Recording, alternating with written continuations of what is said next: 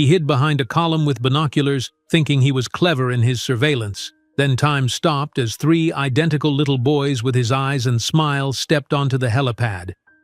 But before we dive into the full story, let me know where you're watching from and what time it is. Now, subscribe to the channel and let's get started. Boston's winter was particularly cruel that December of 2008, not just for the cutting cold that dominated Massachusetts, but for the coldness Zara Williams faced in Jason Morgan's eyes. The 19-year-old exchange student from the Bronx stood by the frost-covered window of her Beacon Hill apartment, clutching the positive pregnancy test in her trembling hands. The small apartment, which she had moved into just 3 months ago to be closer to Jason while completing her exchange program at Boston University, seemed to shrink around her. The dim lights barely illuminated her pale face as she rehearsed the words she would say to the heir of Morgan Industries. When the door lock clicked, Zara's heart leaped into her throat.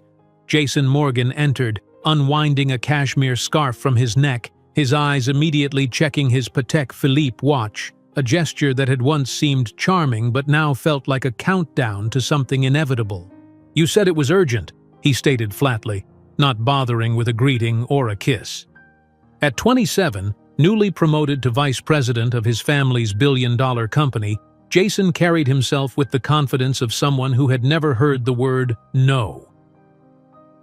"I needed to talk to you in person," Zara began, her voice steadier than she felt. She studied his face, the sharp jawline, the penetrating green eyes that had captivated her from their first meeting at a university function. "There's something important I have to tell you." Jason checked his watch again. "I have a dinner with potential investors in 40 minutes, so if we could expedite this conversation." Taking a deep breath, Zara held out the pregnancy test. "I'm pregnant, Jason." The words hung in the air between them. For a moment, one fleeting, hopeful moment, surprise registered on his face. Then, as if a switch had been flipped, his expression shifted to a calculated coldness that chilled Zara more than the December air seeping through the window frames. A dry laugh escaped his lips, echoing off the apartment walls. "You really thought this would be enough to trap me, Zara?" The question hit her like a physical blow. "Trap you? I'm not trying to trap you. I just thought you should know. It's your child, too." Jason moved across the room with controlled steps, each one bringing him closer until he towered over her. A girl from the Bronx, an exchange student on scholarship, no connections, no influential family. With each phrase, his voice grew more dismissive. "You were a convenient distraction, temporary pleasure, nothing more." Every syllable felt like a needle piercing Zara's skin. She took a step back, her hand instinctively moving to her still flat stomach. "I don't want anything from you. I just thought you deserved to know." "My child?" Jason's smile never reached his eyes, which remained glacial. "No, Zara. That," he pointed to her belly, "is a mistake. A mistake that doesn't fit into the plans I have for my future on Wall Street." He walked to his coat hanging by the door, extracting an Italian leather wallet. "How much do you need? 5,000? 10? To take care of this inconvenience?" Zara felt tears burning behind her eyes, but she refused to let them fall. "I don't want your money. I thought you loved me." "Love?" The word came out as if it were poison on his tongue. Jason's laugh was sharper now, cutting. "You actually believe that? An irrelevant girl from the Bronx who would never be anything but a burden? That I would introduce you to my parents, my business associates?" He shook his head, incredulous. "I have a planned future, Zara, and it includes someone of my level, not a nobody who can barely afford her tuition." With deliberate movements, he pulled out several crisp $100 bills and tossed them onto the coffee table. "That should cover the abortion and your ticket back to New York. Don't contact me again." The door slammed with such force that a small framed photo of them, taken during what Zara had thought was a happy weekend in Cape Cod, fell from the wall and cracked on the hardwood floor. $500. That was the value Jason Morgan placed on the life beginning to form within her. That night, Zara cried until no more tears would come, curled up on the cold floor of the apartment she had, hours before, still considered a home. Her hands rested protectively over her belly as she whispered promises to the baby she hadn't yet met. "We'll be okay," she murmured. "We don't need him. I'll give you everything. I promise." Sleep eventually claimed her, and when morning came, Zara dragged herself to an emergency doctor's appointment she had scheduled in a clinic downtown. She needed to confirm the pregnancy, to make real what the home test had already told her. The small examination room felt sterile and impersonal as she lay on the table, the cold gel on her abdomen making her shiver. The technician moved the ultrasound wand slowly, her brow furrowing in concentration before a small smile appeared on her face. "Well, Ms. Williams, I'm seeing something interesting here," she said, turning the screen slightly. "Do you see these fluttering areas? Those are heartbeats." "Heartbeats," Zara repeated, confused. "As in plural?" The technician nodded.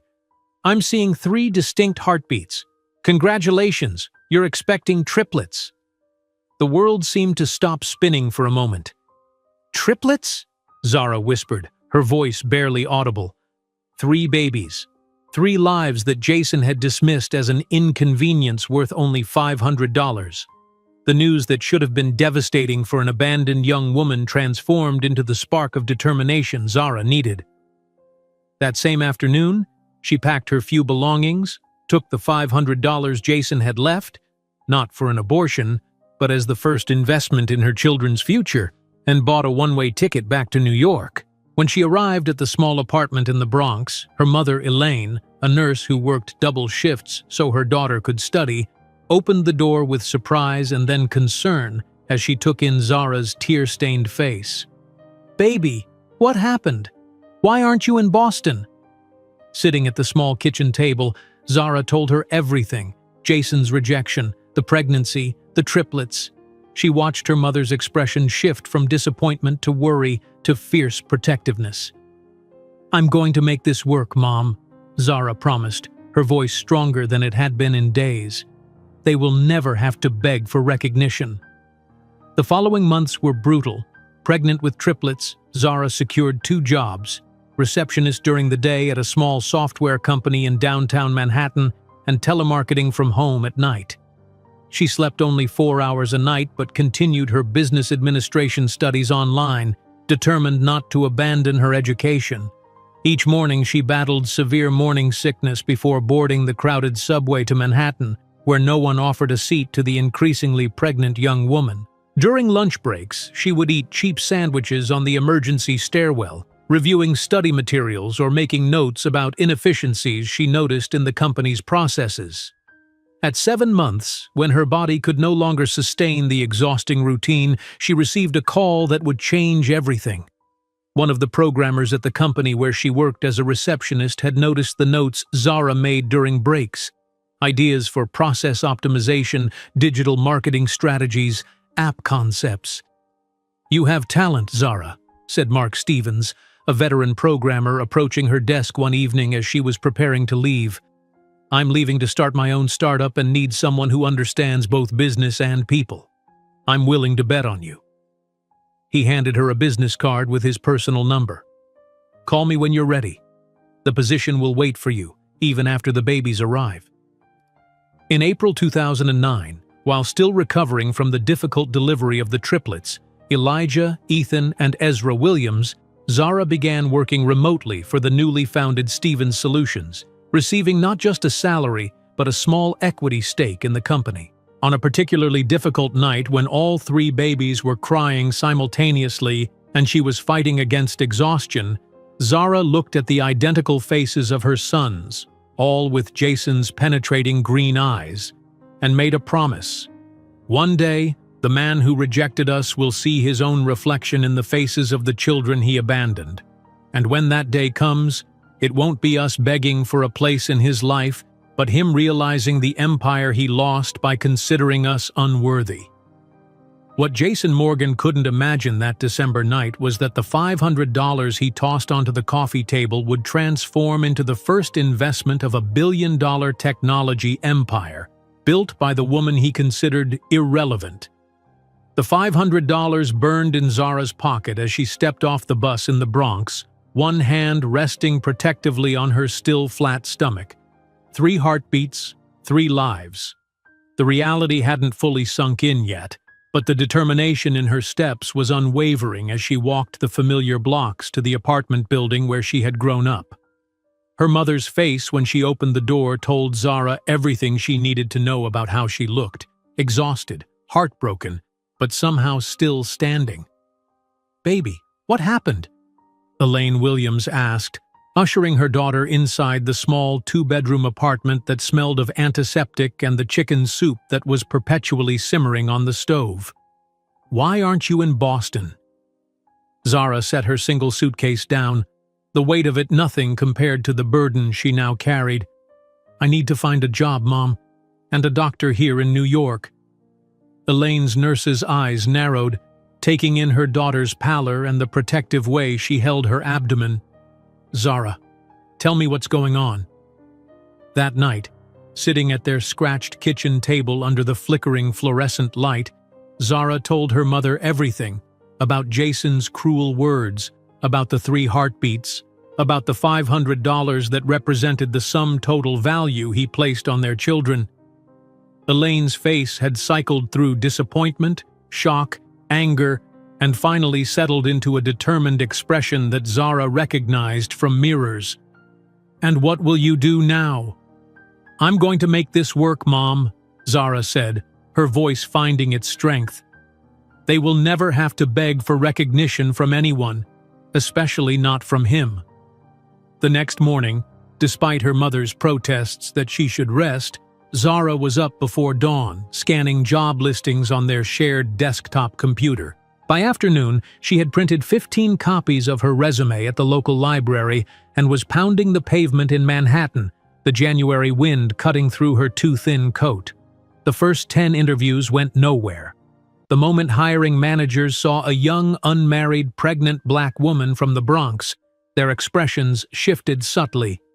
"We'll call you," they said, but Zara knew they wouldn't. On the 11th try, at a small software company called DataSphere in a weathered building in Lower Manhattan, Zara met Diane, a middle-aged receptionist who was leaving to care for her elderly mother. "You've never done reception work," Diane noted, reviewing Zara's resume. "I'm a quick learner," Zara replied, fighting the morning sickness that threatened to overwhelm her. "And I'm studying business administration.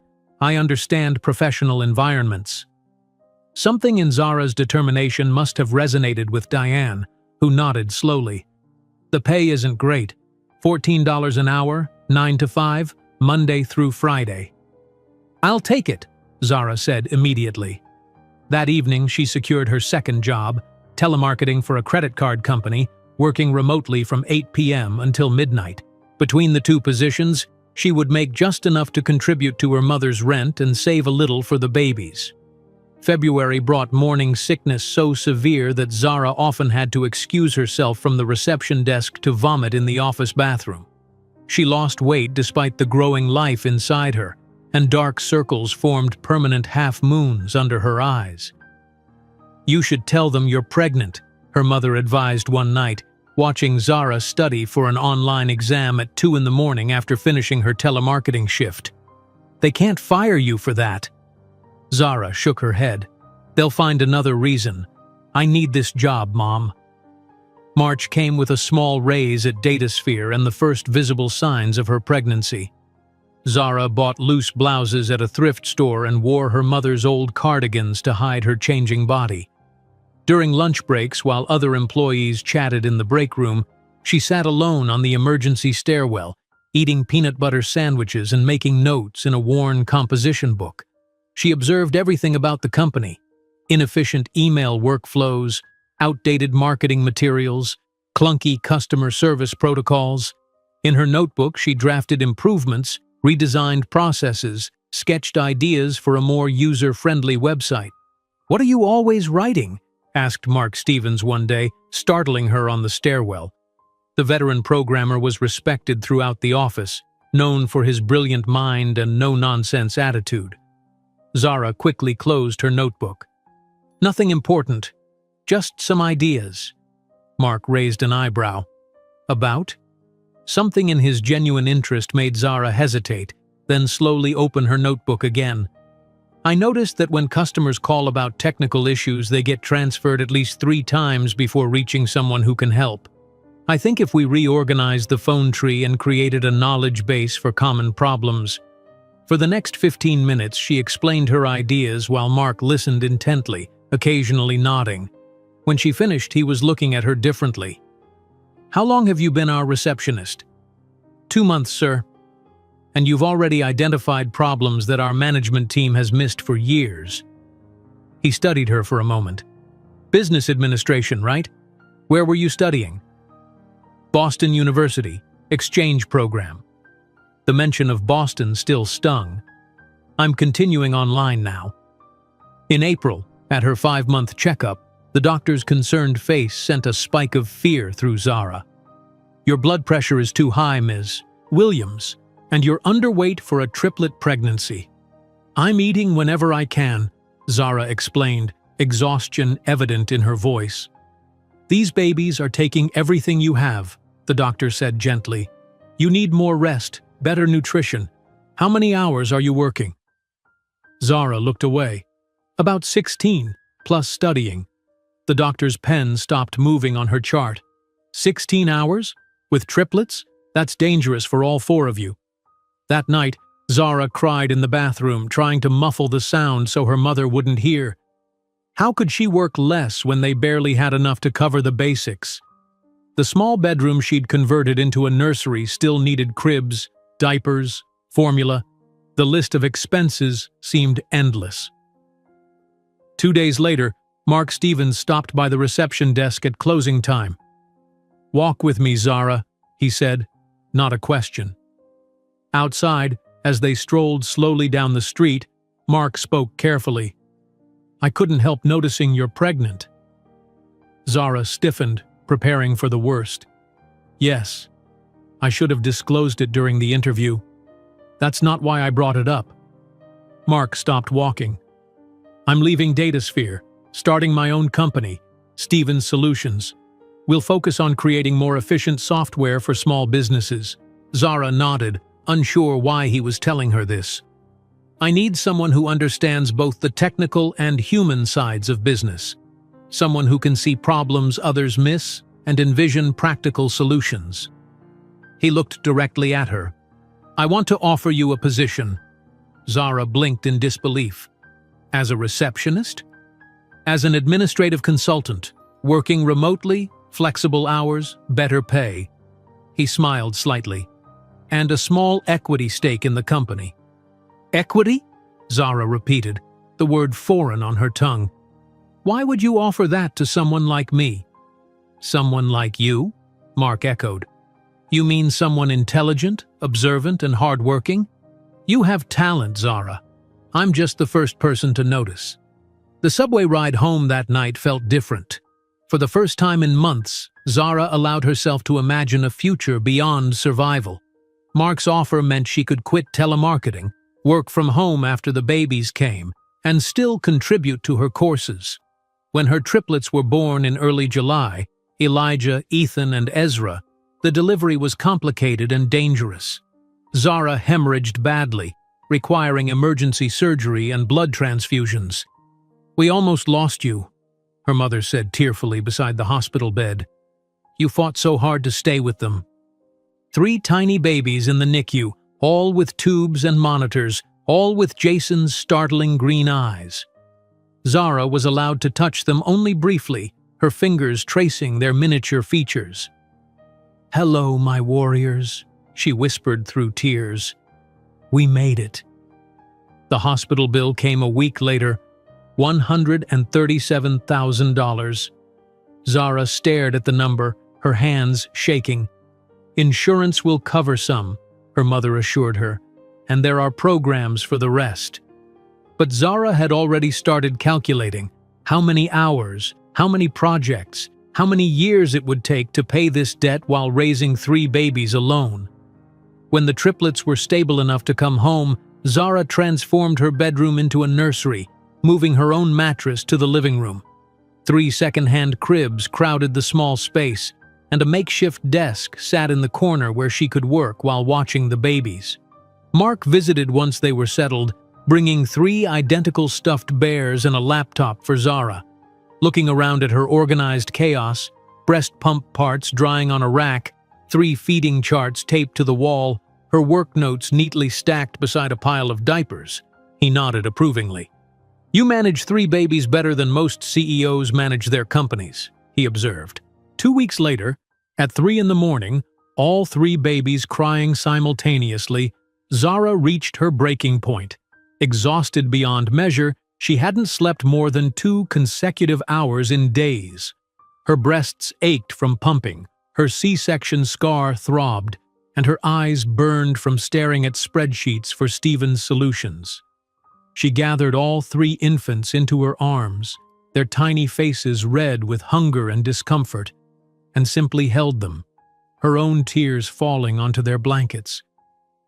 "I don't know if I can do this," she whispered.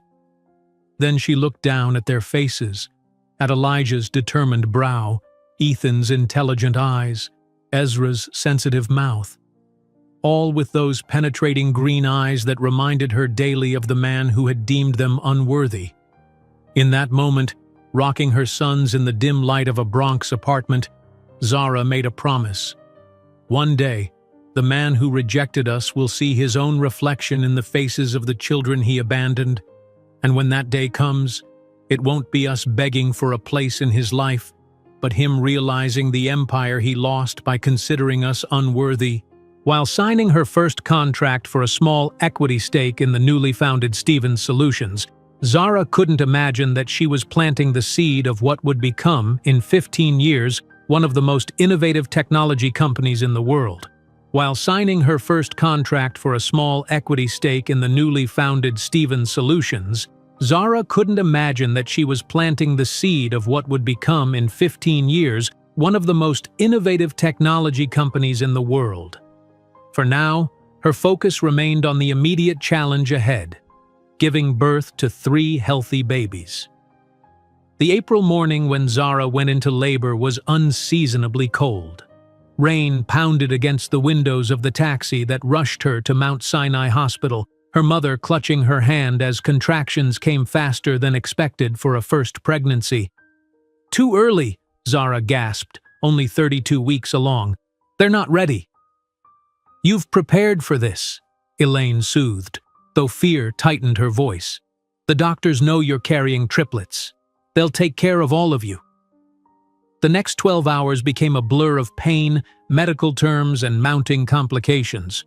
Zara's blood pressure spiked dangerously, forcing an emergency C-section. As they wheeled her into the operating room, she heard one nurse whisper to another, "Single mother triplets, no father in the picture. Poor thing doesn't know what she's in for." Under harsh lights, Zara felt herself drifting in and out of consciousness as the surgical team worked urgently. The obstetrician's voice came through the fog. "We need to move faster. She's hemorrhaging." "Blood pressure dropping," another voice called. The last thing Zara remembered before darkness claimed her was a doctor's urgent command. "We're losing her! Push more fluids and blood products now!" 3 days later, Zara awoke in the recovery ward, her body feeling hollow and strange. The first face she saw was her mother's, etched with exhaustion and relief. "The babies?" Zara whispered, her throat raw from the breathing tube they had inserted. Elaine's eyes filled with tears. "They're fighting, just like their mama, small but strong." She took Zara's hand carefully around the IV. "You gave us a scare, baby. You lost so much blood. They had to perform an emergency hysterectomy to save your life." The news should have devastated her. At 19, the possibility of more children permanently taken away, but Zara felt only a fierce determination to survive for the 3 lives that already depended on her. "When can I see them?" she asked. Later that day, A nurse wheeled Zara to the NICU, where three tiny beings lay in separate incubators, their translucent skin covered with monitoring wires, their bodies barely larger than Zara's hand. Elijah, Ethan, and Ezra Williams, the NICU nurse said, reading from their charts. 3 pounds 2 ounces, 3 pounds even, and 2 pounds 15 ounces. They're doing remarkably well for 32-week triplets. Zara reached a trembling hand through the porthole of the first incubator, gently touching Elijah's miniature fingers. "Hello, my warriors," she whispered, tears streaming down her face. "We made it." When the tiny hand reflexively curled around her finger, Zara gasped. As she moved to each incubator, greeting each son, she noticed what made her heart both ache and strengthen. All three had identical tufts of dark hair, and, when they briefly opened their eyes, flashes of vibrant green. Jason's eyes looking back at her from the faces of the children he had rejected. For 2 weeks, Zara divided her time between recovery and the NICU, pumping breast milk every 3 hours, even when it felt like her body had nothing left to give. The hospital bills mounted with each passing day, a figure so astronomical that Zara couldn't bear to look at the total. During this time, Mark Stevens proved himself more than just an employer. He visited the hospital, laptop in hand, showing Zara how she could work remotely once she felt strong enough. "The company's first client loved your proposal," he told her.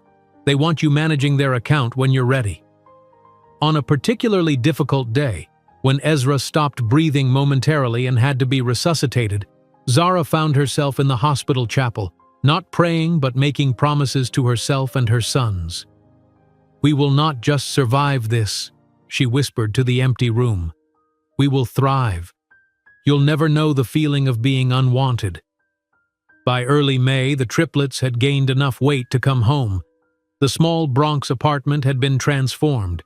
Zara's bedroom now housed 3 second-hand cribs arranged with military precision, a changing table constructed from a repurposed dresser, and a desk with a computer where Zara could work while watching the babies. The first night home was a baptism by fire.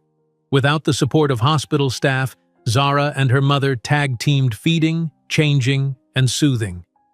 By morning, Zara had managed only 45 minutes of consecutive sleep, her C-section scar throbbing, her breasts painfully engorged. "How am I going to do this and work?" she asked her mother, voice cracking with exhaustion. Elaine, herself gray with fatigue, squeezed her daughter's shoulder. "1 hour at a time. That's all you can do right now." Somehow they established a rhythm. Zara worked while the babies slept, often typing one-handed while holding a fussy infant. She attended virtual meetings with Stevens Solutions clients, strategically positioning her laptop camera to hide the baby supplies that cluttered the apartment. On calls, she projected a confidence that belied the chaos just outside the frame. By the time the triplets were 2 months old, their distinct personalities had begun to emerge. Elijah, firstborn by 3 minutes, was vocal and demanding, never hesitating to make his needs known. Ethan, the middle child, watched the world with calculating eyes, taking everything in before reacting. Ezra, the smallest, was sensitive and observant, often quieting at the sound of Zara's voice even before she picked him up. "They're so different," Elaine marveled one evening, "yet so clearly brothers." On a rare night when all 3 babies slept simultaneously, Zara pulled out a small wooden box where she kept important documents. Inside was the ultrasound showing 3 distinct heartbeats, 3 hospital bracelets, and the $500 deposit slip from the money Jason had given her for an abortion. She had deposited it in a separate account labeled Futures Fund, vowing that this first investment would multiply for her son's education. As summer turned to fall, Zara established a workable routine. She rose at 4 in the morning for uninterrupted work hours before the babies woke, took client calls during their morning nap, and studied for her online courses late at night. Her body operated on minimal sleep and maximum caffeine, but her mind remained sharp, focused on the future she was building. One evening in October, After a particularly grueling day when Ethan ran a fever and a major client nearly pulled their account, Zara sat in the rocking chair holding all 3 sleeping babies against her chest. The weight of them was both a burden and a blessing, their synchronized breathing a lullaby of persistence. In the dim light, she studied their faces, Elijah's determined brow, Ethan's thoughtful expression even in sleep, Ezra's sensitive features. All 3 had Jason's green eyes, a daily reminder of the man who had deemed them unworthy of his time or acknowledgement. "He thought we would fail," she whispered to her sleeping sons, "that I would be defeated by his rejection. But he was wrong." She kissed each tiny forehead. "One day, the man who rejected us will see his own reflection in the faces of the children he abandoned. And when that day comes, it won't be us begging for a place in his life, but him realizing the empire he lost by considering us unworthy." The triplets slept on, unaware that their mother's whispered promise would shape not only their futures but the landscape of technological innovation for a generation to come. As Zara gently laid them in their cribs, she didn't know that the small equity stake in Stevens Solutions would one day provide the capital to launch the company that would make their surnames synonymous with revolutionary artificial intelligence. For now, her victory was simpler: 3 healthy babies, growing stronger each day, and her own determination, unbroken by circumstance or cruelty. While watching her sons sleep that night, Zara couldn't know that in just 3 years, the small equity stake she had received in Stevens Solutions would transform into her first $1 million, the initial capital that would forever change the course of 4 lives.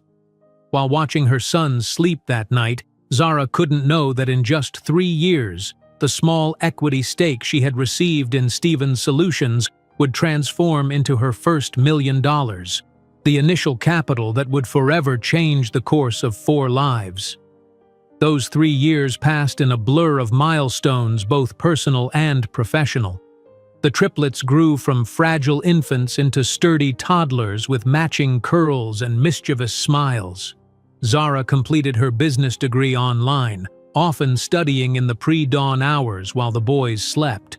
And Stevens Solutions expanded from Mark's ambitious idea into a rapidly growing tech company that caught the attention of industry giants. On a crisp autumn morning in 2012, Zara sat in a sleek conference room in Midtown Manhattan, her expression carefully neutral as executives from Nexus Technologies outlined their acquisition offer for Stevens Solutions. Beneath the table, her fingers tapped rapid calculations on her thigh, mentally converting her equity percentage into actual dollars as the negotiators named their price. "With all included incentives and considering the value of your shares, Ms. Williams," said the Nexus CFO, sliding a document across the polished table, "your portion comes to just over $1 million. Zara nodded professionally, though her heart hammered against her ribs. $1 million. The number seemed surreal, especially to someone who had been counting pennies for diapers just 3 years earlier. Later, alone in the women's restroom, Zara locked herself in a stall and finally allowed the tears to come. She pressed her hand against her mouth to muffle the sound as 3 years of exhaustion, determination, and vindication poured out of her. "We did it," she whispered to the empty bathroom. "We actually did it." That evening, Zara took the subway back to the Bronx, where her mother was watching the triplets. The contrast between the gleaming corporate offices she'd left and her working-class neighborhood had never felt so stark. As she climbed the stairs to their apartment, she could hear the boys' laughter mixing with her mother's patient voice reading a story. Opening the door, she was greeted by 3 identical 3-year-olds rushing toward her with outstretched arms. "Mama home!" they chorused, small hands grabbing at her pants and coat. Elaine looked up from her chair, immediately sensing something had changed. "What happened?" Zara scooped up Ezra, the smallest of the triplets, while Elijah and Ethan clung to her legs. "We need to talk after bedtime." Once the boys were asleep, Zara showed her mother the preliminary contract. Elaine's hands trembled as she held the document, her eyes widening at the figures. $1 million, she whispered. Oh, Zara. It's enough to buy a real house, Zara said softly.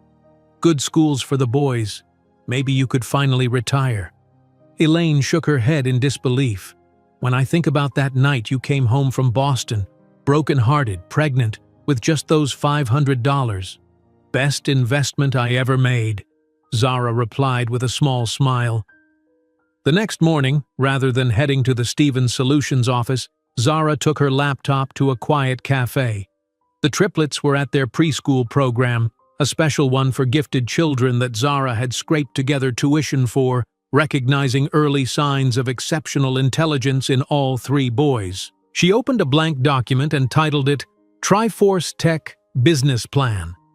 For hours, she worked uninterrupted, outlining her vision for a company focused on ethical artificial intelligence and machine learning. The name, a nod to both her three sons and the three-pronged approach she envisioned for the business: innovation, ethics, and accessibility. That evening, she observed the triplets playing on the apartment floor with tablets instead of traditional toys. At just 3 years old, they navigated the devices with intuitive ease, finding games and educational apps that challenged their developing minds. Elijah, always the leader, showed his brothers how to access a new puzzle game. Look, you have to make the pattern continue.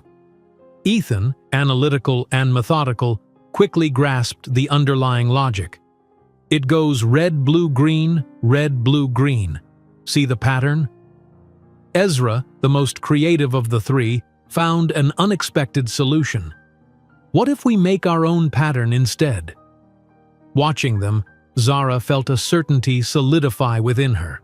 These boys deserved every opportunity, not just academically, but to grow in an environment that nurtured their unique talents. And she was now in a position to provide that. A week later, Zara met with Mark Stevens for coffee. Though they would soon no longer be colleagues, their relationship had evolved into a genuine friendship built on mutual respect. You could stay with Nexus, you know, Mark said, stirring his Americano. They've offered you a senior position with excellent compensation. Zara shook her head. I'm grateful for everything you've done for me, Mark. You gave me a chance when no one else would, but I need to build something of my own. Triforce Tech, he said, nodding. You've been planning this for a while, haven't you? Since the day I held 3 newborns and realized they would need more than just my love to thrive in this world. She pulled out a folder containing her business plan. I have the capital now. What I need is your honest opinion. Mark reviewed the documents carefully, occasionally nodding or raising an eyebrow. When he finished, he looked up with a smile that contained both pride and a touch of wistfulness. You have the talent to lead your own company, Zara. Don't waste this capital being just an employee, even a well-paid one. He slid the folder back across the table. This is solid, better than my own plan was when I started. The following months were a whirlwind of activity. Zara researched optimal school districts, consulted with real estate agents, and began the complex process of establishing a new business entity. She hired a lawyer to protect her intellectual property and an accountant to structure her finances advantageously. Late at night, after putting the boys to bed, she would work on her business plan, refining algorithms and market analyses until her eyes burned from staring at the screen. On one such night, she nearly jumped when she felt a small hand touch her arm. "Mama working?" Ezra asked, his green eyes, so like his father's, wide in the light of the computer screen. "Yes, baby. Mama's building something important for us." She pulled him onto her lap. "Something that will help lots of people and give you and your brothers everything you deserve." "Like new Legos?" he asked sleepily. Zara smiled, kissing the top of his head. "Much bigger than Legos. But yes, probably those too." In the spring of 2013, Zara presented her business proposal to a select group of angel investors. She had prepared meticulously, knowing that as a young, black single mother, she would face additional scrutiny and skepticism.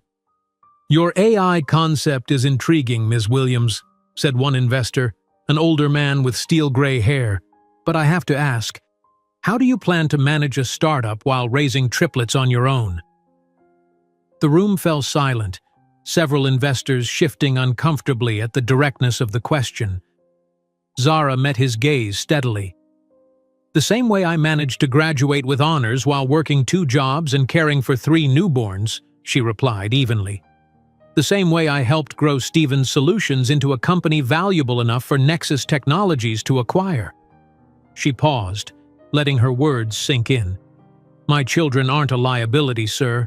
They're my motivation, and seeing the world through their eyes gives me insights into future tech users that most developers miss. By summer, Zara had secured her initial funding round and leased a small office space in the Bronx, deliberately choosing to establish her company in the neighborhood where she grew up rather than the more prestigious tech corridors of Manhattan. The day she signed the lease, she brought the triplets to see their mother's new company. The space was modest, an open floor plan with a handful of desks, basic furnishings, and walls that needed fresh paint. But to Zara, it represented everything she had fought for. "This is Mama's company?" Elijah asked, running his small hand along an empty desk. "It will be," Zara confirmed, watching as the boys explored the space, turning it into an impromptu playground. "And someday, if you want, it could be yours too." That evening, Elaine announced her decision to retire from nursing. "I've given 30 years to the hospital," she said. "Now I want to give time to my grandsons, and to helping you build this dream." With her mother's support to help with childcare, Zara hired her first employee, a talented female programmer who had been passed over for promotion at her previous company after returning from maternity leave. "I know what it's like when the world underestimates you because of your personal choices," Zara told her during the interview. "At Triforce, we value the whole person, including the parent, the caregiver, the human behind the code." By fall, the small team had grown to 5 employees. The triplets had a dedicated space in the office corner with educational toys, books, and child-sized furniture where they could stay after preschool while Zara worked. It wasn't conventional, but neither was anything about their journey. The day Triforce Tech secured its first major client, a healthcare provider looking to implement ethical AI solutions for patient care, Zara ordered pizza for the entire team. They sat on the floor of the still sparsely furnished office, the triplets happily mingling with the small staff who had taken to treating the boys like office mascots. When Zara registered Triforce Tech in that modest Bronx office, nobody could predict that in just a decade the company would be valued at billions and its young founders, including 3 boys who hadn't even completed elementary school yet, would transform the global technological landscape. When Zara registered Triforce Tech in that modest Bronx office, nobody could predict that in just a decade the company would be valued at billions and its young founders, including 3 boys who hadn't even completed elementary school yet, would transform the global technological landscape. 4 years passed in a flurry of growth and challenges. By early 2017, the Triforce Tech team had expanded to 30 employees, and Zara had moved her family to a spacious townhouse in a neighborhood with excellent schools. The triplets, now 7 years old, were thriving academically in ways that both delighted and occasionally bewildered their mother. On a crisp February morning, Zara sat across from Dr. Eleanor Chen, the principal of Horizon Academy for Gifted Children, watching as the woman reviewed 3 identical folders with a growing look of astonishment. "Ms. Williams," Dr. Chen finally said, removing her reading glasses, "your sons have QI scores that place them in the exceptionally gifted range. We're talking about genuine genius-level intelligence." Zara nodded, not entirely surprised but still processing the implications. She had watched her boys solve complex puzzles meant for much older children, had observed their rapid acquisition of mathematical concepts, had marveled at their ability to understand technological principles intuitively. "All 3 of them?" she asked, though she already knew the answer. "All 3, though each with slightly different strengths," Dr. Chen confirmed. "Elijah shows remarkable leadership and verbal reasoning. Ethan's mathematical and logical abilities are off the charts, and Ezra has an unusual combination of analytical and creative thinking that our testing barely captures. As they discussed specialized curricula and enrichment programs, Zara felt a surge of pride so intense it nearly brought tears to her eyes. These brilliant boys, the ones Jason Morgan had dismissed as an inconvenience worth only $500, were already showing potential that would one day reshape industries. That evening at home, Zara observed her sons at the dining table, their small hands effortlessly manipulating numbers and patterns that would challenge most adults. Elijah was guiding his brothers through a complex mathematical puzzle, his confidence evident in every gesture. "See? The sequence follows this pattern," he explained, sketching a formula on paper. Ethan, always analytical, quickly grasped the underlying principle. "So we can predict the next 10 numbers without calculating each one." Ezra, more thoughtful, looked up suddenly. "Mama, why do other kids have dads and we don't?" The question pierced through the peaceful domestic scene, causing Zara to freeze momentarily. She had known this question would come eventually, but its sudden appearance caught her off guard. "Come sit with me," she said, moving to the living room sofa. The three boys followed, arranging themselves around her with identical expectant expressions. "Families come in many different forms," she began carefully. "Some have a mom and dad, some have 2 moms or 2 dads, some have grandparents raising children, and some, like ours, have 1 parent." "But we had to have a dad sometime," Elijah persisted, always the one to push for clear answers. "Everyone in biology class says you need both to make babies." Zara took a deep breath. "You did have a biological father, yes, but he chose not to be part of our family." "Didn't he want us?" Ezra asked, his green eyes, so hauntingly like Jason's, wide with innocent curiosity. "Some people aren't ready to be parents," Zara answered, carefully choosing words that were honest but not devastating. "Our family is special because we're very strong together. The 4 of us have everything we need." The boys seemed to accept this explanation for now, though Zara knew more difficult questions would come as they grew older. She had already decided that when they turned 15, she would tell them the complete truth about their father, but not before they had developed the emotional maturity to process it. 2 months later, Triforce Tech moved from its modest Bronx beginnings to a sleek office space in Manhattan. The company had grown to 25 employees, and Zara's innovative approach to ethical AI was beginning to attract attention in the tech world. On the day of an important investor meeting, Zara stood before a mirror in her new office, adjusting a tailored blazer over a silk blouse. Gone were the thrift store clothes and exhausted expression of her early motherhood years. The woman who stared back at her exuded confidence earned through years of proving herself in an industry that had every expectation she would fail. The investor meeting started promisingly, but soon took a frustrating turn when one of the venture capitalists, a silver-haired man in his 60s, leaned back with a condescending smile. "I must say it's impressive that you understand technology so well, being, you know." He gestured vaguely at her, the implication hanging in the air. The room fell uncomfortably silent. Several other investors shifted in their seats, while Zara's team members exchanged knowing glances. "Being what exactly?" Zara asked, her voice calm but edged with steel. "Being a woman? Being black? Being a mother? Please clarify which aspect of my identity you find surprising in relation to my technical competence." The investor sputtered slightly. "I simply meant—" "I know exactly what you meant," Zara interrupted. "Being a woman of color from the Bronx? Or being a mother? Both have given me the resilience to innovate where you merely follow formulas." She smiled pleasantly. After all, raising triplets while building a company requires more creative problem-solving than most CEOs will ever need in their careers. By the meeting's end, she had secured the funding, though not from the condescending investor, who found his terms politely but firmly rejected. That afternoon, the triplets arrived at the office after school, greeted enthusiastically by staff who had come to adore the precocious boys. Zara had created a special area in the office where they could do homework, read, or work on their own creative projects while she finished her workday. As she wrapped up a conference call, she noticed the boys sitting on the floor together, hunched over a tablet, their expressions intense with concentration. "What are you working on?"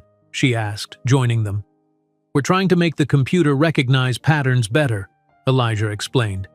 "The game is supposed to guess what picture you're drawing, but it's not very smart." "We think we can make it smarter," added Ethan, always the analyst. "It's using simple pattern matching, but it needs to learn from mistakes." Zara blinked, realizing they were intuitively describing basic machine learning principles.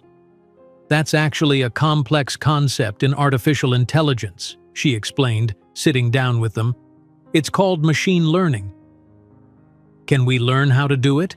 Ezra asked.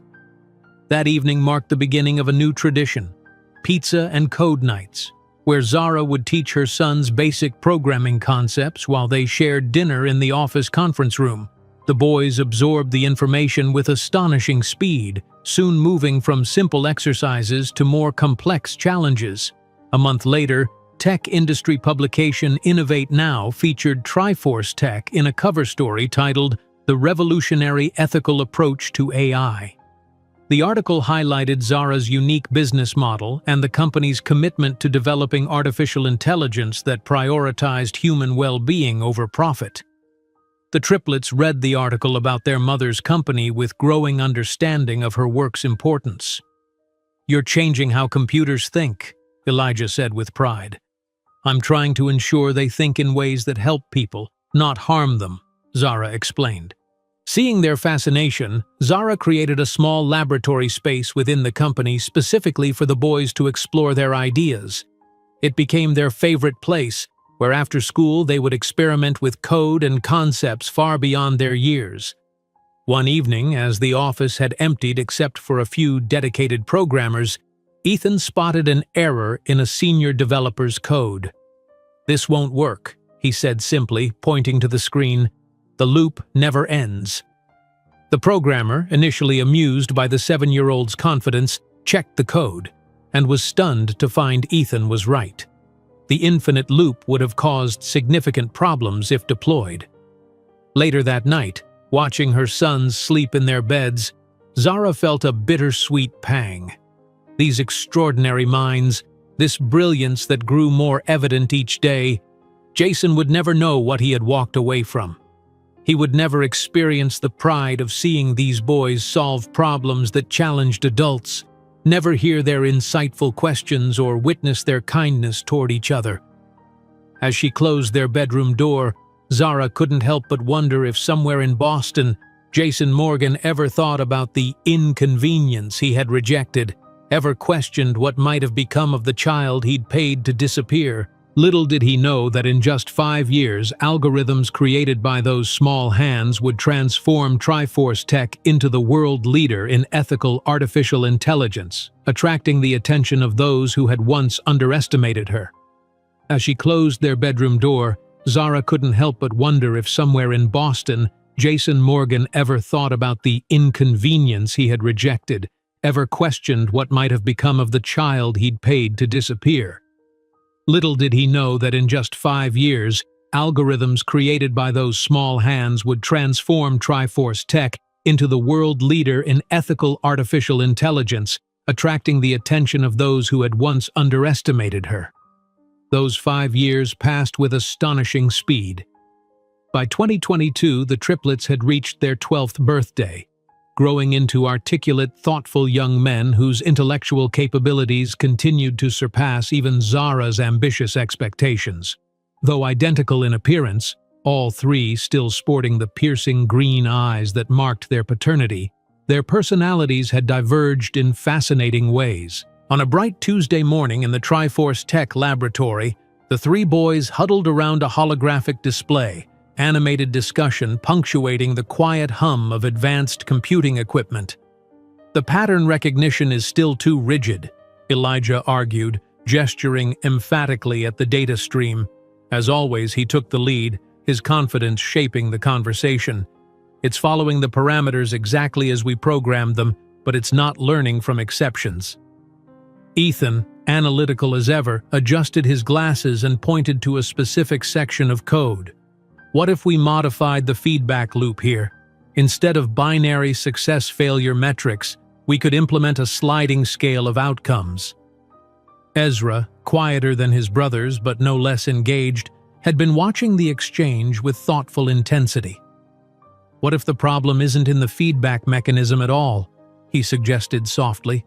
What if it's in how we're defining the initial problem space? His brothers paused, turning to look at him. This was Ezra's gift, seeing past conventional approaches to identify core assumptions others missed. Through a glass partition, Zara observed the exchange while conducting a video conference with international investors. At 31, she had grown into her role as CEO with a confidence that made it easy to forget her unconventional path. Her tailored designer suit and precisely styled hair projected authority, while the occasional glance toward her sons revealed where her true priorities lay. As you can see from the quarterly projections, she continued smoothly to the faces on the screen, our ethical AI implementations have reduced healthcare diagnostic errors by 32% across pilot programs. We're not just creating technology, we're saving lives. Later that afternoon, Zara's attention was pulled from financial reports by an excited knock on her office door. All three boys burst in without waiting for a response, their identical faces alight with the particular energy that accompanied breakthrough moments. "Mom, we fixed it," Elijah announced, practically bouncing with excitement. "Fixed what?" Zara asked, setting aside her tablet. "The core algorithm," Ethan explained, his typical reserve giving way to enthusiasm. "We completely redesigned the approach." Ezra, always the most concise, simply said, "You need to see this." Following them to their lab, Zara watched as they demonstrated a solution to a problem that had stymied her senior development team for months. Somehow, these three 12-year-olds had reconceptualized the fundamental architecture of Triforce's machine learning algorithm, creating something that learned faster, adapted more naturally, and, most importantly, maintained ethical guardrails even when faced with ambiguous scenarios. "How did you even think of this approach?" asked Vivian Chen, Triforce's lead AI architect, who had joined them midway through the demonstration. The seasoned MIT graduate stared at the elegant solution with undisguised amazement. "Ezra had the key insight," Elijah said, displaying the rare humility he reserved exclusively for acknowledging his brother's contributions. "He realized we were thinking about machine learning all wrong." Ezra shrugged, uncomfortable with the attention. "I just wondered why we were trying to teach computers to think like humans when they fundamentally process information differently. Instead of forcing human logic patterns onto machine architecture, we should be developing a hybrid approach that leverages the strengths of both." That evening, Zara called an emergency meeting of her executive team. "The future of Triforce Tech has just been written by 3 minds of 12 years, she announced, as her team watched the demonstration with expressions ranging from disbelief to awe. By summer, as Triforce prepared to implement the new algorithm across its product suite, Zara made a decision that would mark the company's next evolution, relocating headquarters from Manhattan to San Francisco, establishing a permanent presence in the heart of Silicon Valley. Standing on the balcony of their new home in Pacific Heights, Zara and the triplets looked out over the fog-shrouded bay, the Golden Gate Bridge emerging and disappearing like something from a dream. "It's beautiful," Ezra said quietly. "It's strategic," Ethan noted pragmatically. "The concentration of tech talent and venture capital here is unmatched." "It's our next chapter," Zara added, placing a hand on each of their shoulders. "The algorithm you developed deserves to be at the center of the tech universe." The new Triforce Tech headquarters occupied 3 floors at the top of a gleaming tower with panoramic views of the city. The space was designed to reflect the company's values: open, collaborative areas promoting innovation alongside quiet reflection spaces that acknowledge the human need for contemplation. The triplets had their own dedicated laboratory, equipped with technology most research universities would envy.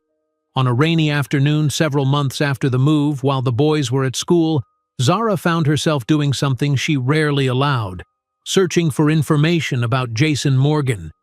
Her fingertips hesitated over the keyboard before typing his name, a familiar tightness forming in her chest.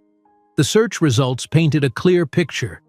Morgan Industries was struggling to adapt to the digital economy, its traditional investment approaches increasingly irrelevant in a tech-dominated market. Recent business publications featured headlines like "Morgan Industries reports third consecutive quarter of losses" and "CEO fights to maintain relevance in changing market." A photograph in Financial Weekly showed Jason at a shareholders' meeting, his face more lined than she remembered, his expression tense beneath a forced smile. The caption read, "Morgan faces increasing pressure as company value drops 40% over 5 years." Zara closed the browser window, a complex emotion washing over her, not quite satisfaction, not quite pity, but a strange recognition of how completely their paths had diverged. While she had been building the future, he had been clinging to the past. Her reflections were interrupted by a notification from her legal team. The patent application for the triplets' algorithm had been approved. At 12 years old, Elijah, Ethan, and Ezra Williams were now officially the youngest inventors ever registered in the artificial intelligence sector. That evening, over a celebration dinner at home, the boys asked the question Zara had been anticipating with increasing frequency. "Mom?" Elijah began, unusually hesitant. "We've been thinking, why do we never talk about our father?" Zara set down her fork, meeting each of their identical green gazes. "That's a fair question," she acknowledged. "And you deserve an answer." "Is he dead?" Ethan asked directly. "No, he's not dead." "Does he know about us?" Ezra's question cut to the heart of the matter. Zara took a deep breath. "Yes, he knew about you before you were born." The silence that followed was heavy with unasked questions. Finally, Zara spoke again, choosing her words carefully. "When you turn 15, I promise to tell you the whole story. You deserve to know your history, but I want you to be ready for it. Not because you're not mature enough now, but because I want you to be fully secure in who you are before you learn about the circumstances of your birth." The boys exchanged looks, that silent communication that had existed between them since infancy, and nodded in acceptance of her terms. 2 weeks later, Zara received an unexpected honor, an invitation to be the keynote speaker at the following year's Tech Vision Conference, the most prestigious gathering in Silicon Valley's calendar. The email noted that the committee was particularly interested in having the triplets participate in the technical demonstration portion of the keynote. "This is significant," she told her leadership team. "Tech Vision has never invited minors to present, let alone featured them prominently. This is recognition not just of our technology, but of the unique minds behind it." As preparations for the conference began, Zara was too focused on the opportunity ahead to notice the significance of another name on the confirmed attendees list, forwarded by her public relations department. There, among hundreds of tech executives and investors, was Jason Morgan, CEO, Morgan Industries. By accepting the invitation to be the keynote speaker at the Tech Vision Conference, Zara had unknowingly set in motion the encounter she had avoided for 15 years, a confrontation that would expose not just the painful past, but forever change the future of everyone involved. By accepting the invitation to be the keynote speaker at the Tech Vision Conference, Zara had unknowingly set in motion the encounter she had avoided for 15 years, a confrontation that would expose not just the painful past, but forever change the future of everyone involved. The day before the conference, Zara stood before the floor-to-ceiling windows of her office at Triforce Tech headquarters, watching the San Francisco fog roll in across the bay. At 34, she had transformed from the desperate pregnant teenager of 15 years ago into one of the most respected figures in the technology world. Her tailored Armani suit complemented her confident posture as she reviewed the final slides for tomorrow's presentation. The revenue projections for the next quarter are exceeding expectations by 22%, she murmured to herself, adjusting a graph that would showcase Triforce's meteoric rise. Every data point represented a silent rebuttal to Jason Morgan's cruel dismissal of her potential. Behind her, the office door opened as her executive assistant entered with a tablet. "Ms. Williams, the final rehearsal for tomorrow's demonstration is scheduled in 30 minutes. The boys are already in the conference room setting up." "Thank you, Vanessa. Any other updates?" "Just one. Public Relations sent over the final list of confirmed executives attending tomorrow." Vanessa handed over the tablet. "They highlighted some key names you might want to prepare for specifically." Zara scrolled through the list absently, mentally rehearsing key points of her speech. Her finger froze mid-swipe when a particular name leaped from the screen: Jason Morgan, CEO, Morgan Industries. For a moment, the composed executive vanished, replaced by the 19-year-old girl who had stood trembling in a Boston apartment, pregnancy test in hand. Zara felt her heart stutter before years of hard-won self-control reasserted themselves. "Ms. Williams, is everything all right?" Vanessa asked, noting her sudden stillness. "Yes, fine," Zara replied, her voice betraying nothing as she handed back the tablet. "Please tell PR to send me any background updates on Morgan Industries, for competitive analysis purposes." Alone again, Zara turned to her computer and typed Jason's name into the search bar. The most recent news articles painted a grim picture. Morgan Industries posts 5th consecutive quarter of losses, and Wall Street questions Morgan's leadership as company value plummets. A financial summary confirmed what these headlines suggested: 40% loss in market value over 5 years. The empire Jason had prioritized over his own children was crumbling, while Triforce Tech's valuation had just crossed $8 billion. "Irrelevant girl from the Bronx," she whispered, echoing his words from 15 years ago. The memory still had the power to sting, but now it carried a different weight, the irony of how completely their fortunes had reversed. The intercom buzzed. "Mom?" Elijah's voice came through. "We've got something to show you before the rehearsal." In the large conference room, the triplets had assembled their demonstration equipment. At 14, they had grown tall, their identical faces showing the first hints of the men they would become. All three had Jason's distinctive green eyes and sharp jawline, though their expressions carried Zara's determination and warmth. "We just received this," Elijah announced, holding out an official-looking envelope. "The patent office called to confirm." Zara opened the envelope and scanned the document, a smile spreading across her face. "It's official. You're now the youngest registered patent holders in artificial intelligence." "Does this mean we can skip algebra tomorrow?" Ethan asked with a grin. "Nice try," Zara laughed. "But this definitely calls for a celebration. After the conference wraps up, we'll plan something special." Ezra, always the most pragmatic, glanced at his watch. "Don't forget we need to be at the Fairmont by 10 tomorrow morning. You're scheduled to open the conference at 11. "As if I could forget," Zara replied, running a hand over her son's hair affectionately. "This presentation represents everything we've built together." That evening, as Zara finalized her keynote address in the home office of their Pacific Heights residence, she found herself pausing over a particular slide, one showcasing the company's humble beginnings in the Bronx. The contrast between that small office and their current headquarters spanning 3 floors of San Francisco's most prestigious business tower was stark. Every step of that journey had been fueled by Jason's rejection. Every late night, every sacrifice, every moment she pushed past exhaustion, all driven by her determination to prove his assessment wrong.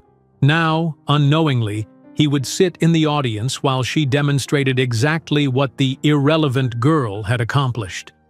The thought should have brought satisfaction, but instead, Zara felt a strange hollowness. Success had been the best revenge, yet the prospect of actually facing Jason after 15 years stirred unexpected emotions. "Mom?" Ezra stood in the doorway, his perceptive gaze taking in her troubled expression. "Is something wrong with the presentation?" Zara quickly closed the browser tab showing Jason's company information. "Just making final adjustments. Shouldn't you be in bed? Big day tomorrow?" "I had a question about the algorithm demonstration," he said, but his eyes lingered on her face. Of the three boys, Ezra was always the most sensitive to emotional undercurrents. "Are you nervous about tomorrow?" "Not about the presentation," she admitted. "But sometimes success brings its own complications." The next morning dawned clear and bright, the fog retreating to reveal a perfect view of the Golden Gate Bridge from their breakfast table. The triplets, dressed in identical charcoal suits that had been tailored to their growing frames, checked their presentation materials while Zara reviewed her speaking notes one final time. "The helicopter will be here in 20 minutes, Vanessa announced, coordinating the day's logistics with military precision. As they gathered their belongings, Zara took a moment to observe her sons, these extraordinary young men who had defied every expectation, whose brilliance would soon be recognized by the tech world's most influential figures, including, unknowingly, their father. The sleek black Triforce Tech helicopter landed precisely on schedule. As they ascended over the city, Zara felt a curious sense of destiny. 15 years ago, she had boarded a bus back to New York with $500 and 3 tiny heartbeats depending on her. Today, she approached the pinnacle of her industry in a private helicopter with those same 3 hearts, now brilliant minds that were already reshaping the technological landscape. "Nervous?" she asked the boys as the Fairmont Hotel came into view, its rooftop helipad awaiting their arrival. "Born ready," they replied in unison, their familiar response bringing a smile to her face. What Zara couldn't see was the figure standing behind a column on the hotel's terrace, binoculars trained on the approaching helicopter. Jason Morgan had arrived an hour earlier than necessary, driven by an obsession he couldn't fully articulate. For years, he had tracked Zara Williams' rise with increasing fascination and dismay, watching as she systematically conquered the very future markets his company had failed to enter. The sleek black helicopter with the distinctive Triforce logo touched down gracefully. Jason adjusted the focus on his binoculars, his breath catching as the door opened and Zara Williams emerged. She looked nothing like the tearful young woman he had dismissed 15 years ago. Dressed in a striking red Armani suit that contrasted beautifully with her brown skin, she moved with the confidence of someone who knew her own worth. Jason's heart nearly stopped when, following her, 3 identical teenage boys stepped onto the helipad. Tall for 14, they moved with athletic grace, each with a tablet under one arm. Even from this distance, he could see what made his blood run cold: their eyes. His eyes. The distinctive Morgan green eyes that had been passed down through generations of his family, now looking out from the faces of 3 sons he had never known. Frozen in place, Jason watched as Zara and the triplets crossed the terrace toward the hotel's main entrance, greeted respectfully by staff and attendees who recognized the conference's keynote speaker. 15 years after tossing $500 onto a coffee table to solve a problem, Jason Morgan stared at the consequences of his choices. 3 sons he had never known and a woman who had transformed rejection into fuel to build an empire valued in billions. Time seemed to stop as he watched the family he had rejected traverse the terrace toward the main hall of the hotel, where the global technological elite awaited to hear from the visionary who had transformed the industry. Time seemed to stop as he watched the family he had rejected traverse the terrace toward the main hall of the hotel, where the global technological elite awaited to hear from the visionary who had transformed the industry. The grand ballroom of the Fairmont Hotel hummed with anticipation. Tech luminaries, venture capitalists, and journalists mingled beneath crystal chandeliers, their conversations creating a symphony of ambition and influence. At the center of it all stood Zara Williams, commanding attention without effort, gracefully navigating through clusters of admirers and industry titans. "The Williams boys are even more impressive in person," whispered a Stanford professor to his colleague. "MIT and Stanford are already competing for them, and they're only 14. Zara smiled as she introduced her sons to Elaine Chen, founder of Quantum Innovations. "These are my sons, Elijah, Ethan, and Ezra. They developed the core algorithm we'll be demonstrating today." "Extraordinary," Chen remarked, studying the three identical faces with genuine curiosity. "I read your paper on adaptive ethical guardrails in machine learning. Groundbreaking work for researchers of any age." The triplets responded with the polished confidence of young men who had grown up in boardrooms and laboratories. Elijah led the conversation, Ethan provided precise technical clarifications, and Ezra offered thoughtful insights on future applications. From across the room, Jason Morgan watched, paralyzed by a surreal sense of displacement. These poised, brilliant young men with his eyes and jawline. They were his sons, his blood. Yet they carried themselves with a confidence he'd acquired only after years of privilege and family connections. They had his features but Zara's determination, a devastating combination he had never imagined possible. When the conference director announced that the keynote would begin in 15 minutes, Jason finally gathered enough courage to position himself near the entrance to the main auditorium. His heart hammered against his custom-tailored shirt as he calculated the precise moment when their paths would intersect. Zara was walking toward the auditorium entrance, reviewing last-minute notes with an assistant, when she looked up and time froze. 15 years dissolved in an instant as her eyes locked with Jason's. For one unguarded second, her composed expression faltered, revealing a flash of the wounded 19-year-old he had abandoned. Then, like a steel door closing, her features recalibrated into professional recognition. "Mr. Morgan," she said, her voice carrying a glacial calm that made several nearby attendees turn in curiosity. "Zara," he replied, his own voice betraying a tremor of emotion he couldn't suppress. "You look stunning." "It's Ms. Williams, please," she corrected with practiced precision. "Let's maintain professional formality." Jason's eyes darted from her face to the three tall teenagers who had now noticed the exchange and were approaching with curious expressions. Seeing them up close was like looking into a mirror that reflected his younger self, multiplied by 3. The resemblance was so stark it made his throat constrict. "Mom?" Ethan said, eyeing Jason with analytical suspicion. "We need to prepare for the panel. The tech team wants to run one final check on the demonstration inputs." "Of course, sweetheart," Zara replied, never taking her eyes off Jason's increasingly pale face. Then, with deliberate formality, she added, "If you'll excuse me, Mr. Morgan, I have a panel to lead." Jason stood rooted to the spot as she glided away, her sons following closely.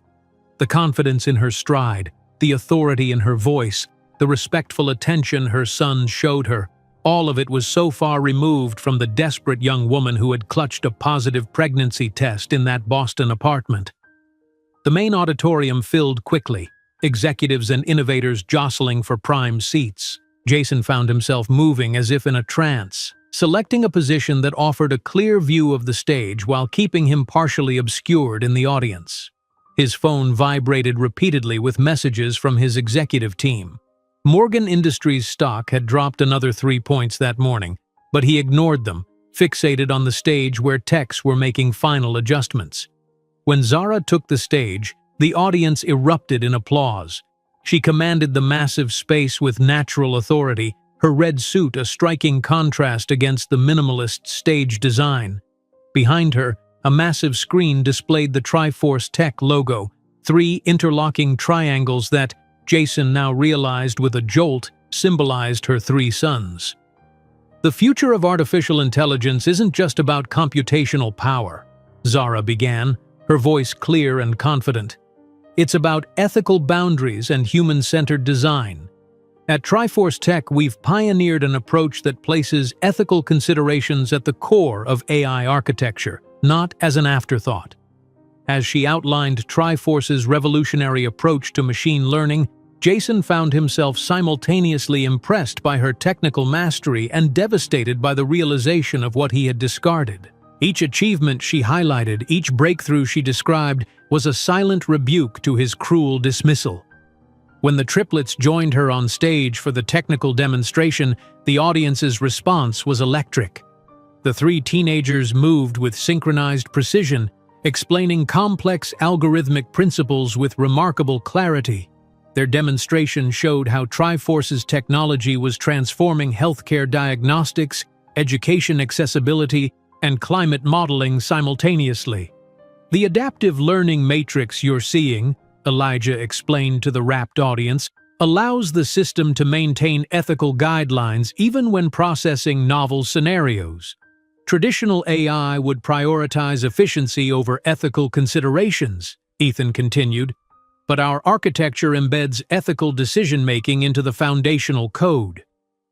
The result, Ezra concluded, is artificial intelligence that grows smarter without growing more dangerous, technology that serves humanity rather than potentially threatening it. Jason watched, a strange mixture of pride and loss constricting his chest. These brilliant young minds carried his genetic legacy but none of his name or influence. They were Williams, not Morgans, their extraordinary talents nurtured by the woman he had deemed unworthy of his time or respect. When the presentation concluded to thunderous applause, the moderator announced they would take questions from the audience. Jason found himself rising from his seat, moving as if drawn by an invisible force toward the microphone positioned in the center aisle. "Ms. Williams," he began, his voice amplified throughout the auditorium. "Jason Morgan, CEO of Morgan Industries. I'd like to know how you achieved such remarkable success coming from where you come from." A tense silence fell over the audience. Those familiar with both Zara and Jason shifted uncomfortably, sensing the loaded question beneath the seemingly innocent inquiry. On stage, Zara's eyes narrowed almost imperceptibly as she regarded him with a mixture of contempt and pity. "I came from the same place as your three sons, Mr. Morgan," she replied, her voice steady and clear. "From the determination that you mistook for weakness." Murmurs rippled through the audience. On stage, the triplets exchanged confused glances, suddenly alert to the undercurrent of personal history in the exchange. "It's fascinating how the irrelevant girl from the Bronx now leads a company valued at $8.7 billion, Zara continued, her tone precise and measured, while Morgan Industries has lost 40% of its market value in the last 5 years. Even more fascinating is how that burden you rejected single-handedly raised the 3 young geniuses your own company tried to recruit last month without realizing who they were." The audience's murmurs grew louder. Smartphones appeared throughout the auditorium, capturing the moment when one of the most powerful CEOs from Boston was being publicly humiliated. "Mom," Elijah interrupted, leaning toward the microphone with sudden intensity, "is this?" Zara gave a slight nod. "Yes, Elijah. This is the man who offered $500 for me to abort the 3 of you. The man who said I would never be anything but a burden." Jason's face drained of color as the full weight of his past actions crashed down upon him in front of hundreds of witnesses. Tears threatened at the corners of his eyes as he desperately tried to salvage some dignity. "I didn't know about the triplets," he stammered. "If I had known?" "If you had known what?" Zara cut him off sharply. "You would have offered $1,000 instead of 500? Or would you have recognized the genetic potential and decided to stay out of interest?" She rose from her seat, commanding in her perfect tailored suit. "We don't need your belated recognition, Jason. America knows our names, from the Bronx to Silicon Valley, while yours has become merely a footnote in the history we built without you." With these words, she gestured to her sons, and the 4 of them exited the stage, leaving Jason alone before hundreds of stares, some pitying, others contemptuous, but all witnesses to the moment when his past finally caught up with him. With these words, She gestured to her sons, and the four of them exited the stage, leaving Jason alone before hundreds of stares, some pitying, others contemptuous, but all witnesses to the moment when his past finally caught up with him. By morning, Jason Morgan's name dominated every technology and financial news portal. Video clips of the confrontation spread across social media with ruthless efficiency, each share and comment driving the narrative further beyond his control. Headlines flashed across screens worldwide. CEO of Morgan Industries exposed as absent father of Triforce tech prodigies, and billionaire reveals he offered me $500 to abort the tech geniuses. In the pre-dawn hours, Morgan Industries stock plummeted 15% in pre-market trading. Institutional investors, already wary of the company's 5-year decline, began quietly offloading shares. Meanwhile, Triforce Tech stock surged 10%, adding nearly $1 billion to its market capitalization overnight. Analysts on financial networks dissected the implications with clinical precision. The question isn't just about Morgan's personal failings, noted one commentator on Bloomberg Financial. It's whether someone with such catastrophically poor judgment in his personal life can be trusted with shareholder interests. Inside the presidential suite of the Fairmont Hotel, Zara sat across from her 3 sons, the morning sunlight illuminating their identical serious expressions. The adrenaline of the previous day's confrontation had faded, leaving the 4 of them in uncharted emotional territory. "Why didn't you ever tell us?" Ezra asked quietly, his hands wrapped around a mug of untouched tea. Of the 3, he had always been the most sensitive to emotional undercurrents. Zara took a deep breath, meeting each of their gazes in turn. "Because you never needed him to be extraordinary," she answered honestly. "And because I didn't want you to grow up carrying the weight of abandonment or resentment." "But we had a right to know," Elijah countered, the natural leader even in this delicate family moment. "Yes," Zara acknowledged. "You did. I planned to tell you everything when you turned 15, when you'd be emotionally ready. Yesterday forced my hand." "He really offered you money to abort us?" Ethan asked, his analytical mind still processing the revelation. $500. That's what he thought we were worth? Before Zara could answer, the suite's phone rang. The front desk informed them that Jason Morgan was in the lobby, requesting, or rather pleading for, a few minutes of conversation. The 4 exchanged glances, a silent communication passing between them. Zara realized she could no longer shield her sons from this reality. "The decision is yours," she said finally. "If you want to meet him, I'll support that. If you prefer not to see him, I'll respect that too." The triplets huddled together, speaking in low voices, occasionally glancing toward their mother. After several minutes, they reached a consensus.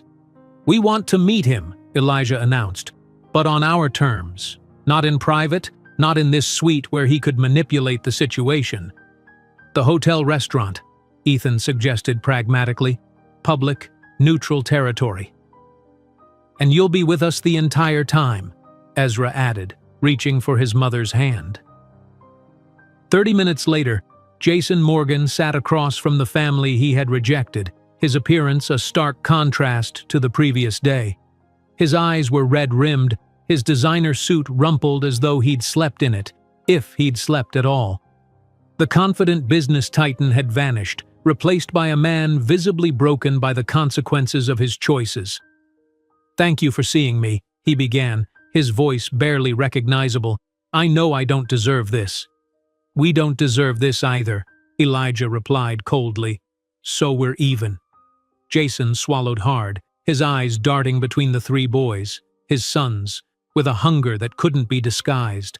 "I'd like to try to make up for the lost years. I have resources, I can help with universities, establish trust funds. We have full scholarships waiting for us at any university we choose," Ethan interrupted matter-of-factly. "And our mother established trust funds for each of us when we were 5. Jason shifted tactics, desperation leaking into his voice. "What about Morgan Industries?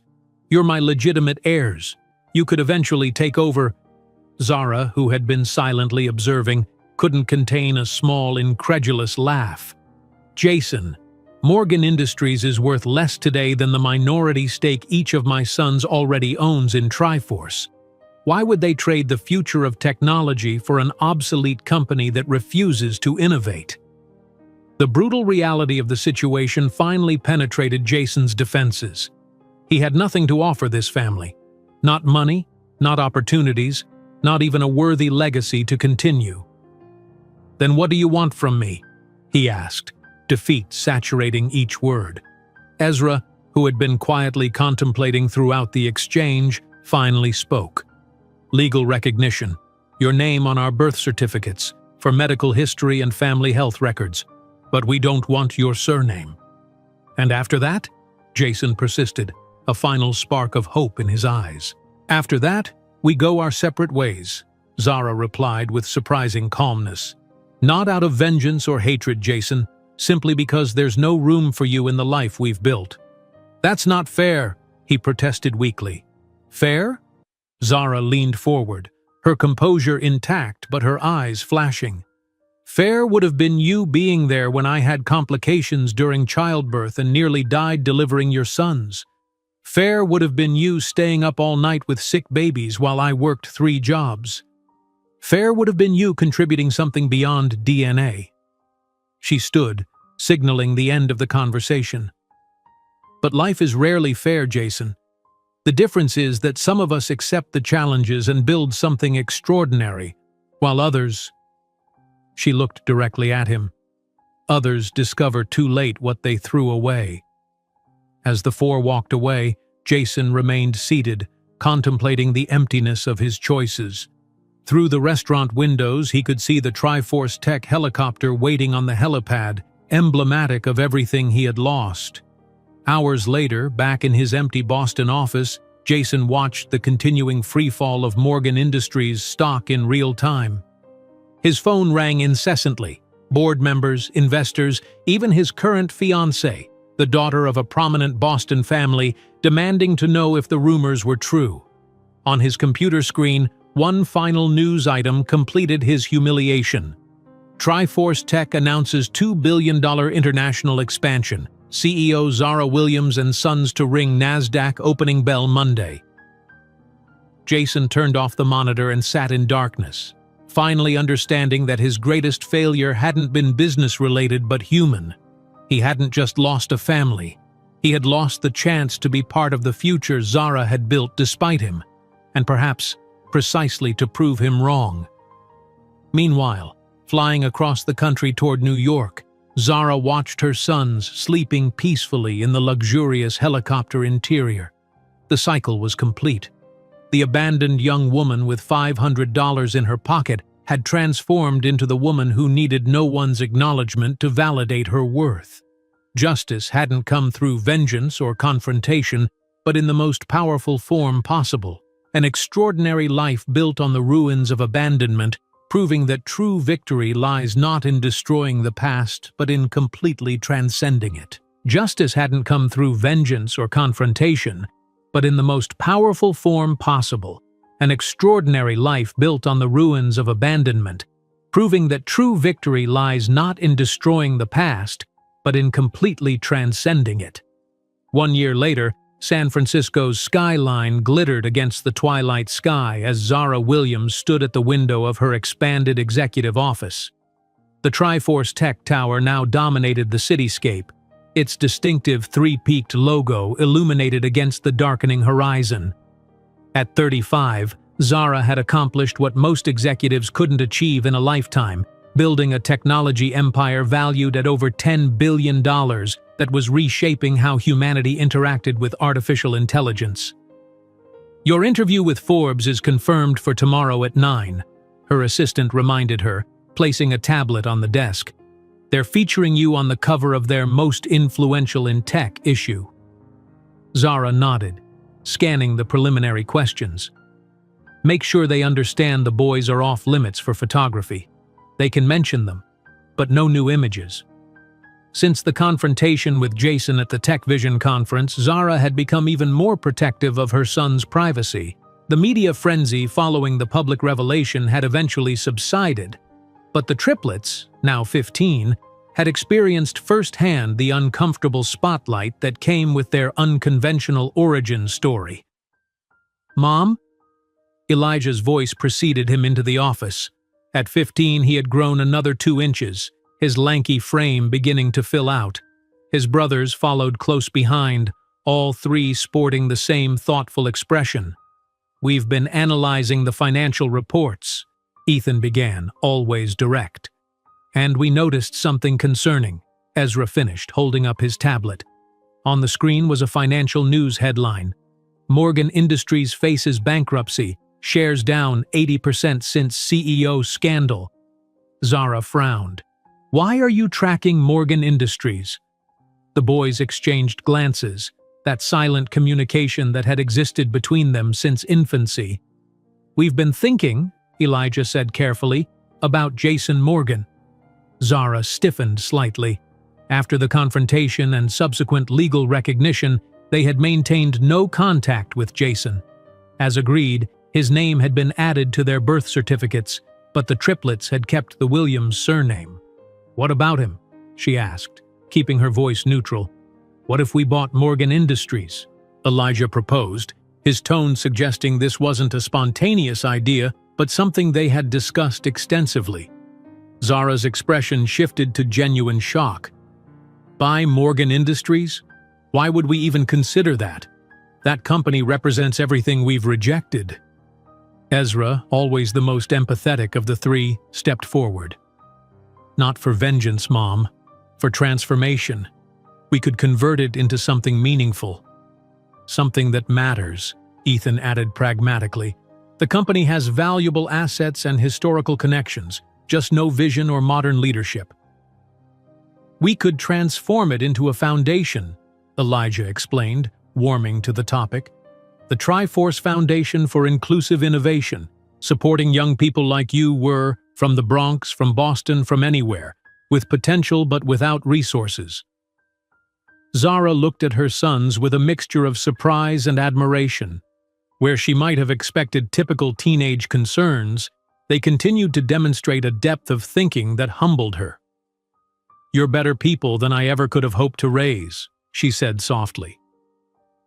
That evening over dinner in their Pacific Heights home, they discussed the idea in detail. Using just a small fraction of Triforce's capital, they could acquire the struggling Morgan Industries and repurpose its infrastructure and connections to create opportunities for disadvantaged youth interested in technology.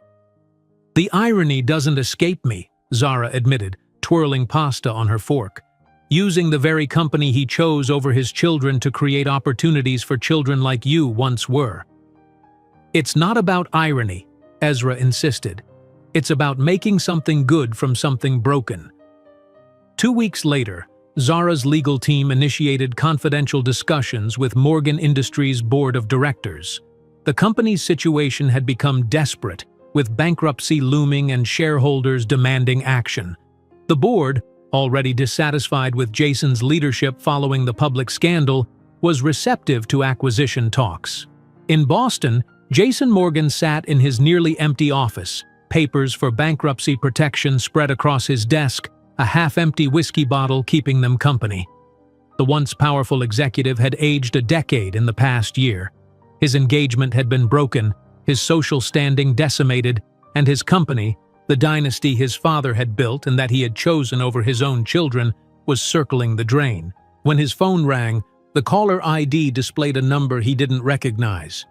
"Jason Morgan," he answered, his voice rough from alcohol and lack of sleep. "Mr. Morgan, this is Catherine Chen from Triforce Tech's legal department.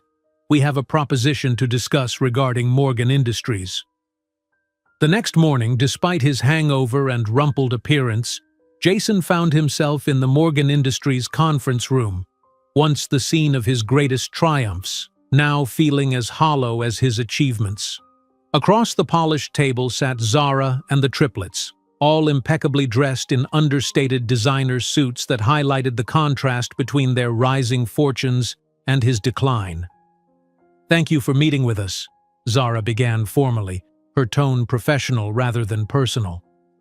Jason nodded, unable to fully meet the identical green gazes of his sons, a mirror reflection of his own eyes staring back at him with assessment rather than affection. Ethan, handling the business aspects as always, outlined their proposal. We intend to acquire Morgan Industries at its current market valuation and transform it into the Triforce Foundation for Inclusive Innovation. Jason listened with increasing disbelief as they detailed plans to use his family's company, the legacy he had protected at the cost of his humanity, as a vehicle for educating underprivileged youth in technology and entrepreneurship. Why? He finally asked. Why not just let it die?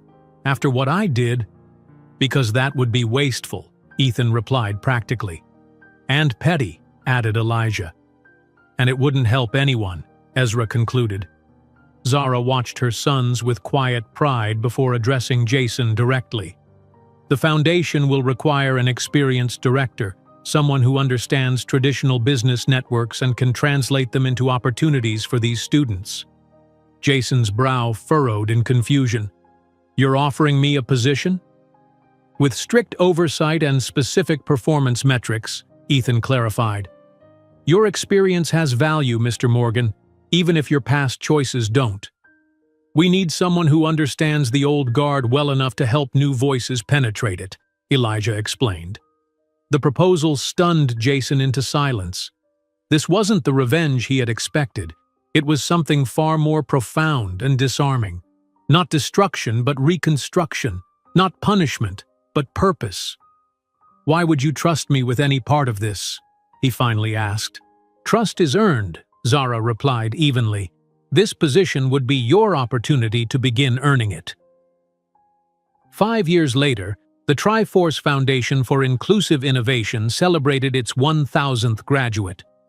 The ceremony took place in the renovated Morgan Building in downtown Boston, once a symbol of old money and exclusivity, now a vibrant hub for technological education and entrepreneurship.